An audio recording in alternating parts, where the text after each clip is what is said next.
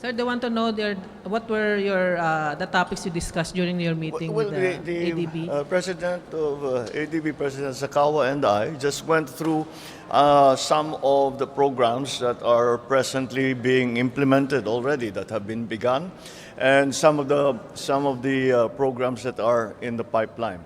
And these concern programs, especially the traditional role of the Asian Development Bank in terms of assistance the largest source of our ODA financing now is ADB. So we are very grateful to ADB and the other MDBs for all that assistance, and we discussed what it is that we can anticipate in the next few years in terms of large-scale programs. Now, traditionally, ADB has provided assistance for infrastructure.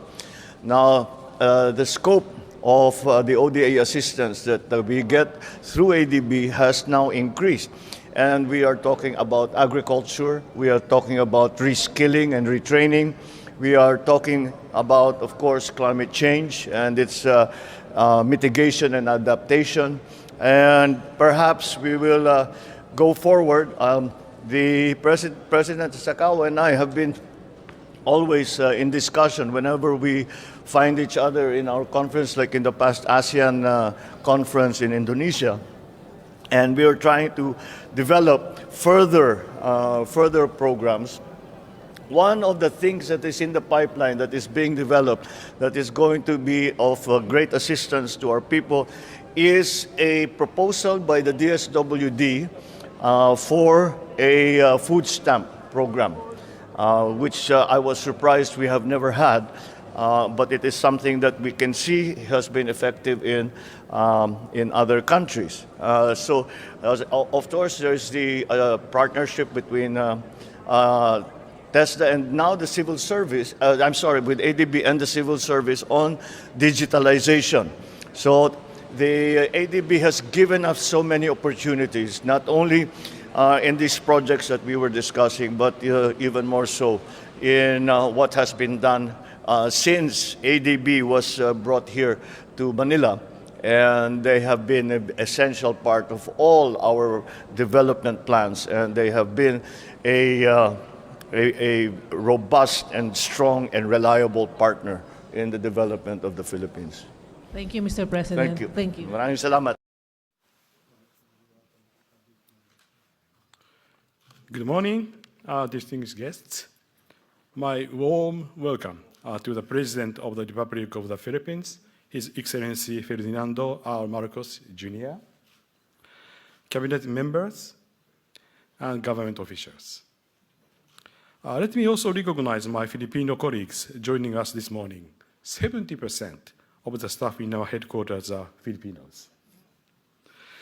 The Asian Development Bank has a special and enduring partnership with the Philippines as our host country. Mr. President, your father, the late President Ferdinand Marcos, was instrumental in establishing ADB's headquarters in Manila in 1966, as you know. The Philippines has always shown us its warmest hospitality.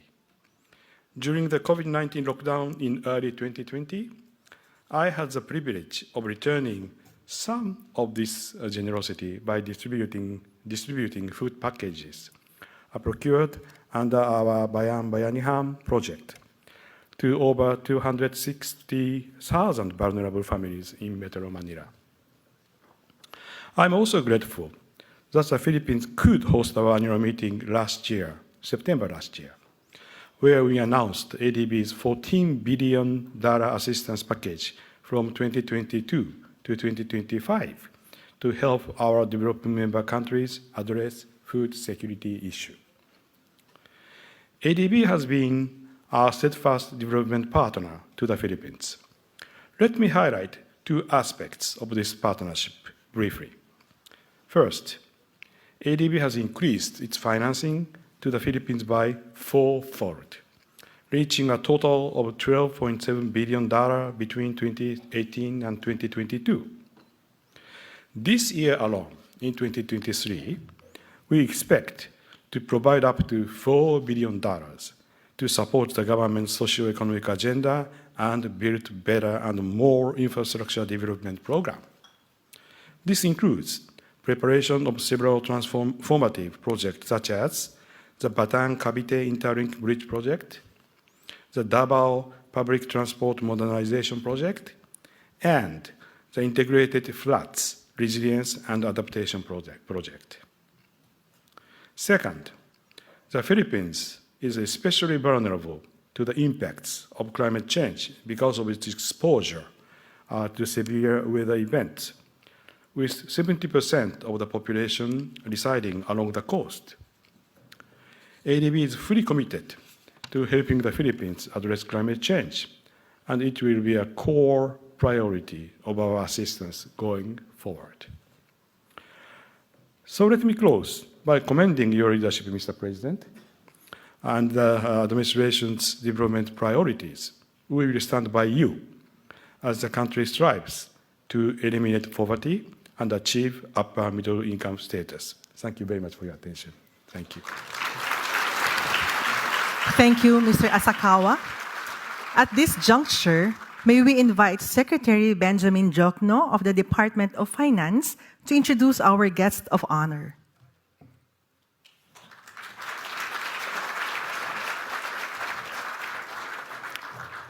Ladies and gentlemen, the President of the Republic of the Philippines, His Excellency Ferdinand R. Marcos Jr.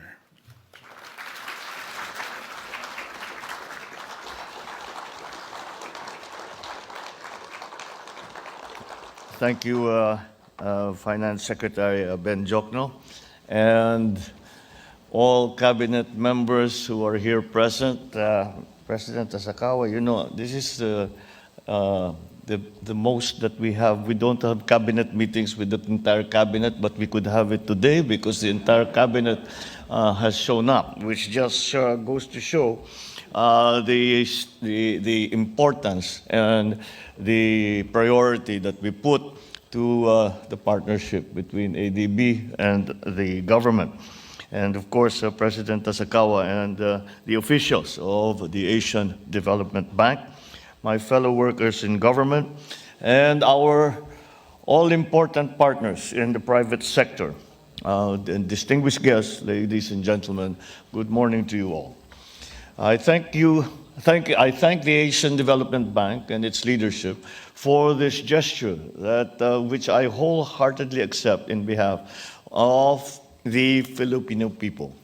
We gather today at a propitious time. Just a few days ago, the World Health Organization officially declared that COVID-19 is no longer a public health emergency of international concern. While the declaration does not mean that we abruptly abandon our universal health protocols, it certainly gave the world the reassurance that perhaps the worst is over. Thankfully, because of swift breakthroughs in virology and vaccinology, communities were able to build effective response systems while humanity was able to boost its immune system. With this development, we can now refocus our plans and priorities and train our sides with renewed vigor. Carefully guided by the stinging lessons of the pandemic, we can now refocus our priorities on the development of our economy and the betterment of the lives of ordinary Filipinos. When I met with the Board of Governors of ADB last September, just 3 months since my assumption of office, I highlighted the need for our country to safely navigate through the waters of the post-pandemic world, and in that way firmly anchor our economy, not just on the new normal, but on the better normal. The pandemic did not blur our national vision that was already very clear to us even before it supervened. Our goal remains to be the same as in pre-pandemic circumstances. Our goal is still to evolve our economy into one that is defined by sustainability, climate resilience, responsiveness, and, of course, inclusivity. I also spoke about my administration's 8-point socio-economic agenda, which laid the blueprint for the Philippine Development Plan for 2023 to 2028. Built on a transformative agenda to lift off from the economic setbacks of the pandemic, the plan aims to achieve economic prosperity, inclusivity, and resilience through the two-pronged approach, developing and protecting the capabilities of individuals and of families, and transforming production sectors to generate more quality jobs and competitive products. To facilitate the whole transformation process, these must be firmly implanted on the foundation of an enabling government environment that encompasses key aspects and sectors such as peace and justice, infrastructure, inclusive finance, good governance, and climate and disaster resilience. We say all hands on deck in order to make the plan work. Whole of government and whole of society approaches, public-private partnerships, international collaborations shall be adopted as necessary. We will engage our tried and tested and dependable partners and allies to help us out in this can only be described as a monumental exercise. Magnificently perched on its permanent site here on our home soil, the ADB has always been a steadfast ally for nearly 6 decades now, ever reliable and unparalleled in its developmental assistance programs that have spanned across many, many political cycles. In my 9-month tenure thus far, there are already 3 strategic programs that have been signed with ADB, and there are many more in the pipeline. All these calculated to strongly backstop our pursuit of high-priority developmental goals. Moreover, as we were informed, we await the release of the country partnership strategy for 2024 to 2029, which shall clearly spell out the ADB's recommended medium-term development agenda for the Philippines. Guided by the theme of investing in climate, Filipinos, and the future, it appears to tie in quite nicely with the Philippine Development Plan. We note the theme's strong emphasis on climate and its intimate relation to the people and to our future. According to the 2022 World Bank report, climate change will continue to pose a threat to the Philippines. There is now the high likelihood of the El Niño phenomenon, which we are preparing for as we speak. That is on top of the dreaded big one. Our country recently topped the World Risk Index 2022, which means that we have been found to have the highest disaster risk among the 193 countries in the planet. A highly undesirable distinction that we somehow have come into. In spite of these, certain things have remained constant, such as the geographical fact that the Philippines still lies along the typhoon belt and the ring of fire in the Pacific. But set against the backdrop of all these worrisome realities and statistics, the whole point is that the climate change agenda is compelling, not only for the Philippines, but for that matter, the rest of the world. Our options are limited.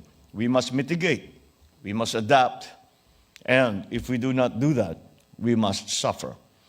As a climate expert has warned us so many years ago, but somehow the world did not listen. If we do not act, climate change can, will, and already is unleashing nature's fury upon our communities and our people. Cognizant of all these, we have strategically integrated the climate agenda into the plan. As we ramp up annual public infrastructure spending to 6% of GDP, consistent with the Build Better, More program, we will incorporate the elements of sustainability, climate resilience, and disaster proofing in all phases of societal and infrastructural planning, design, construction, up to operation and maintenance. It will be implemented in our water supply, in our sanitation, energy, and transportation systems, including agri and food production, and many other essential areas. Climate change will be the lodestar for our integral national policies and investment decisions.